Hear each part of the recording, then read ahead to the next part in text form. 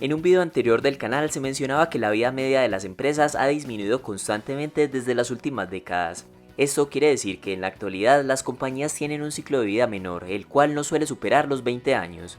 Incluso mencionamos que el fundador de Amazon cree que la desaparición de su empresa es inevitable. Pero hay un país en el que muchas empresas se caracterizan por su longevidad.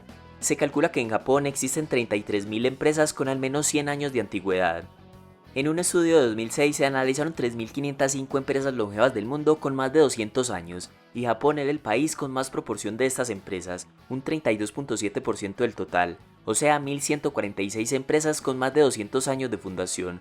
Lo seguía Alemania con 856 y luego Países Bajos con 240. Japón tiene el hotel más antiguo del mundo, fundado en el año 705, y también la confitería más antigua del mundo, creada en el año 1000. La mayoría de estas centenarias empresas se encuentra en Kioto, la antigua capital de Japón, tal como este fabricante de bebidas fundado en el año 1637, el cual fue un pequeño negocio sus primeros 250 años, pero creció hasta convertirse en uno de los mayores fabricantes de licores de Japón en el siglo XX. Ahora bien, la pregunta es cómo es posible que mientras las empresas en la mayoría de los países tengan una esperanza de vida tan corta, en Japón existan miles de empresas con 100, 200 o incluso algunas con más de 1000 años de historia. Hay tres razones que pueden ayudar a explicar en parte el fenómeno de la longevidad de las empresas en Japón. En primer lugar, los japoneses tienen un profundo respeto por la tradición y sus antepasados. En este sentido, las empresas antiguas desempeñan una función cultural. Además de ofrecer algún producto o servicio, estas empresas son un medio para proteger los valores, las tradiciones locales o algún proceso milenario de hacer productos. A cambio, los consumidores respaldan su continuidad para que sigan protegiendo esas tradiciones, y por eso es que estas empresas tienen alto prestigio social. Adicionalmente, los dueños y directivos de estas empresas no hacen tanto énfasis en la expansión del negocio o la maximización de los beneficios. Lo más importante es pensar cómo pueden mantener su funcionamiento para que sus descendientes reciban la empresa y la administren por más generaciones. Para los hijos que asumirán la dirección de la empresa no es una opción no seguir en la empresa familiar, es el negocio que sus antepasados fundaron, y no continuarlo se traduciría en un fracaso y en una falta de respeto a sus fundadores. De manera que esa cultura de respeto a la tradición y a las generaciones previas han permitido que miles de empresas no hayan desaparecido después de tantos años.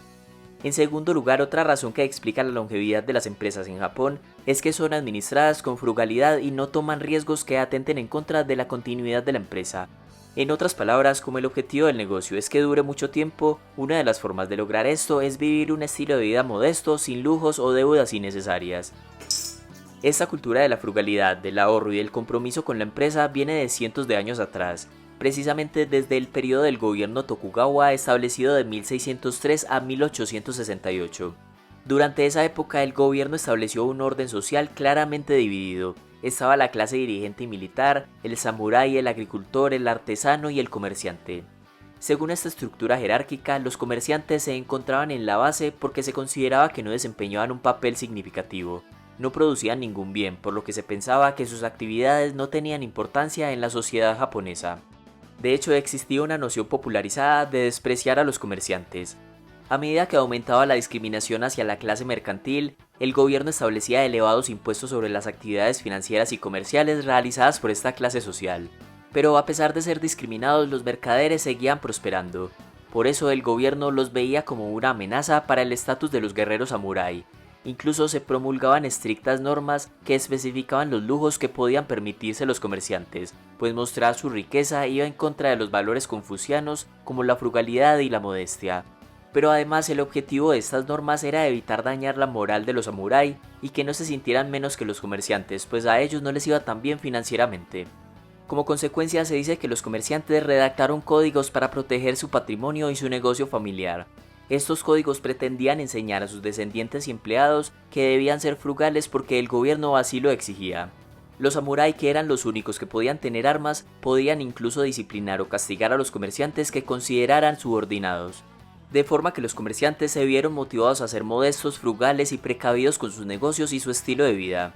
Hay que decir que a pesar de su tensión con el gobierno, los comerciantes coincidían con algunos principios. Por ejemplo, en los códigos de la casa Mitsui decía: quien se mantiene trabajando nunca será pobre. Si trabajas con diligencia y evitas el lujo escrupulosamente, asegurarás la prosperidad de tu familia y de tus descendientes.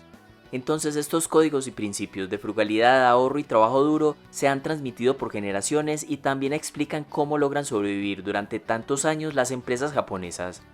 Y en tercer lugar, otro aspecto importante a destacar es la estructura familiar que perpetúa el linaje generación tras generación. Durante el periodo Tokugawa, cada miembro de la familia tenía funciones y responsabilidades bien definidas. Por ejemplo, se esperaba que el hijo mayor heredara la jefatura y las propiedades de la familia para preservar el patrimonio. Pero, ¿qué pasa si no hay un hijo que herede el negocio o que el padre no tenga un hijo suficientemente capacitado para tomar el liderazgo? En estos casos se adopta legalmente a un heredero, por lo general varones entre 25 y 30 años de edad. Durante siglos las empresas japonesas han implementado esta práctica. De hecho, se estima que hay cerca de 80.000 adoptados en Japón que son ubicados en puestos directivos. Con esta estrategia se disminuye el riesgo de que un hijo mayor incapaz herede la empresa y la lleve al fracaso. Así los japoneses garantizan una sucesión del negocio prácticamente sin interrupciones. De modo que esta tradicional estrategia es otra causa de la longevidad de las empresas en Japón. Por ejemplo, el actual presidente y director general de Suzuki es el cuarto hijo adoptivo que dirige la empresa. Esto demuestra una vez más que los intereses de la compañía están por encima de las necesidades individuales de los integrantes de la familia, y normalmente son decisiones que son respetadas. Llegados a este punto, es inevitable hacer la siguiente pregunta: ¿cuál es el lado oscuro de este deseo de los japoneses por la longevidad de sus empresas? El problema de mantener vigente a cualquier costo estas empresas es que los herederos y familiares sacrifican su voluntad y sus intereses en favor del negocio.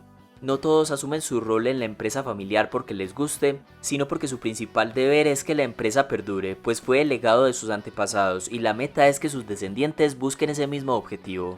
Esto decía el vicepresidente de una empresa de dulces fundada en 1884. Tenemos que sacrificar nuestra voluntad, nuestros sentimientos y lo que queremos hacer. No continuamos el negocio porque nos gusta especialmente esta industria. El hecho de que nuestra familia haga dulces es una coincidencia. Lo importante es continuar con el negocio tal y como es. Por otro lado, esa búsqueda de conservar las empresas que se tienen por muchos años en lugar de la creación de nuevas empresas limita el espíritu emprendedor. Como lo mencionamos en un video anterior del canal llamado ¿Por qué Japón no tiene emprendedores?, para el japonés promedio su objetivo profesional es conseguir un empleo el resto de su vida porque la mayoría prefiere estabilidad laboral que emprender un nuevo negocio. Para nadie es un secreto que iniciar un nuevo emprendimiento tiene muchos riesgos y alta probabilidad de fracasar. Y en Japón fallar en un negocio está mal visto ya que posiblemente se defrauda a un socio o a un familiar. Por eso la decisión más lógica para el fundador es conservar su empresa lo máximo posible y para un empleado conservar su empleo. En otros países el fracaso del emprendimiento y asumir riesgos están bien vistos, pero en Japón no. Lo cual no es necesariamente negativo en todos los casos, pero al ser una sociedad tan respetuosa por la tradición y el status quo, tan conservadora y colectiva, lleva a que millones de personas no tengan la libertad suficiente para llevar a cabo su verdadero proyecto de vida. En conclusión, esos principios de frugalidad, el respeto a la tradición, la práctica de adoptar hombres capacitados e ir en contra de tomar riesgos explican el porqué de la longevidad de tantas empresas en Japón.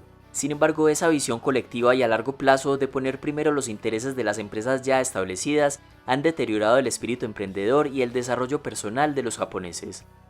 Hasta aquí este video y muchas gracias por llegar al final.